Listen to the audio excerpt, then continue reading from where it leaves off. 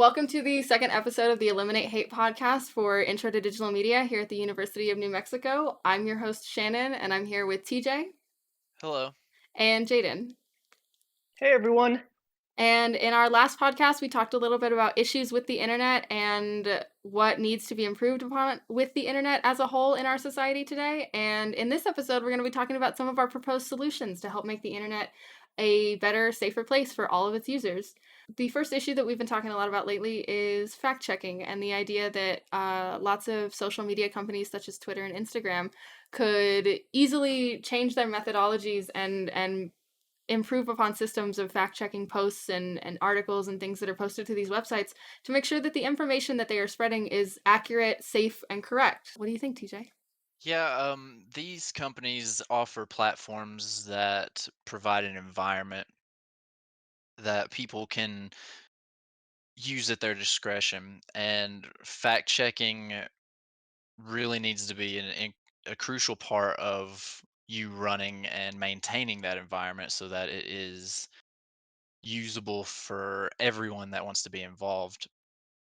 And fact checking is one of the first things that you would want to implement, just to look at these posts that have clearly been made for the sheer purpose of misinforming people. The fact that those posts are able to be copied and spread and used and consumed by everyone that also don't fact check is just leads to endless circulation of just false information. Understanding what these big corporation or big companies' ulterior motives are, and just understanding, what are they out to do? Like, are they gaining, are they making money when people talk like this? And if so, then they may not want to stop this. It just all boils down to change. We need change. Change is the essential process of all living existence. A quote from Spock himself, and being able to better this nation as a whole is something that fact checking is something that we all agreed upon. It would be something good to do. Twitter has started to actually implement this, and they are fact checking and they are removing things that are blatantly inaccurate.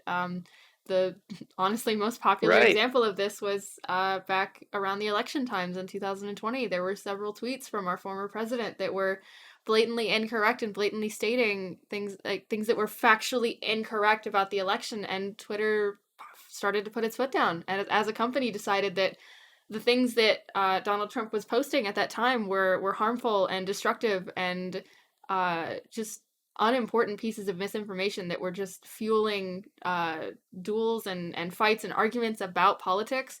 And I think that a lot of other websites should try and follow in their footsteps and consider when misinformation becomes a real issue and really is dividing people or putting people in danger even. It's definitely a step in the right direction. I mean, I think Trump got banned from Twitter because of that. There was a lot of uproar, but a lot of good happened because of that. We weren't able to see, these crazy conspiracy theories. And even talking about that whole how Twitter handled former President Trump's tweets, they didn't even immediately take his posts down. They just simply flagged them as Mm-hmm. this Fact has been checks. fact checked and this is false. And that is like, I feel like, the bare minimum that all these platforms should strive to have. Like, you don't even necessarily have to take content down. You can simply flag it as a warning for your other users, and I feel Just like inform that's, 100%. them. Mm-hmm. Yeah. yeah, I feel like if you're gonna provide this environment, provide this service, it's your duty to handle it and take care of it, and I feel like that is a simple measure of simply flagging content that is specifically aimed at just spreading lies. And hand in hand with fact checking comes moderation, moderating what people are saying, and You're we right. believe that for the changes that need to be made as far as moderation of these social media websites go, that there should be, at the bare minimum, a list of keywords and phrases that should not be allowed on their websites, like racial slurs, homophobic slurs, other phrasings that are hateful and mean and absolutely unnecessary in our society could easily be added to a software that immediately finds these posts that has these banned words and deletes them immediately. That should be the bare minimum. That if somebody You're posts right. a tweet with the N-word in it, that should be immediately deleted, and there should be no questions about that. Definitely moderation is something that plays a big factor, and if we could implement that, I feel that will better everyone. And we understand that like this asking of lots of different companies and corporations and social media websites is a lot, but we believe it's the bare minimum to help improve the internet as a place to be creative and to be expressive and to gain knowledge. While these are these two changes that we've suggested as possible solutions to hate and misinformation on the internet are solely based around social media corporations and big companies that have control and power over content that is posted on the internet.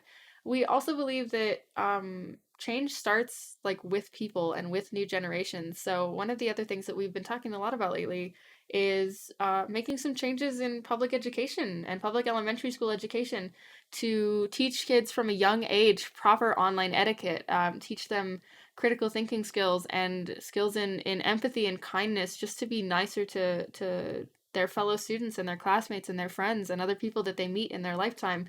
Kids these days get access to the internet at such a young age that they definitely need to be taught how to handle it. And given that children are in public school 7 hours a day, 5 days a week, that's the perfect place to start. And we've discussed maybe even, having whether it's an hour-long block or a 30-minute block at the beginning of school, give them an tutoring session about the internet and how dangerous it could be. Yeah, and I don't think that's hard to really implement, and that would be something that I feel is essential, especially how young children are and how they're engaging and interacting with the internet at such a younger age. And it would only be logical to implement these sessions to help guide them on how to interact with the internet, how to engage and be a part of what they post, and be taught hopefully that there are repercussions for posting things that are intended Hateful. to hurt and Yeah. be wrong. Being taught how to properly handle these situations as well should definitely be included. Like when you see a post that is hateful or when you see a post that is full of misinformation, what to do with it and what to do about it. Just anyone of any age could honestly benefit from some education in online etiquette and how to handle situations like that. Teaching children how to navigate, use, and be safe with the internet It would. could literally save lives.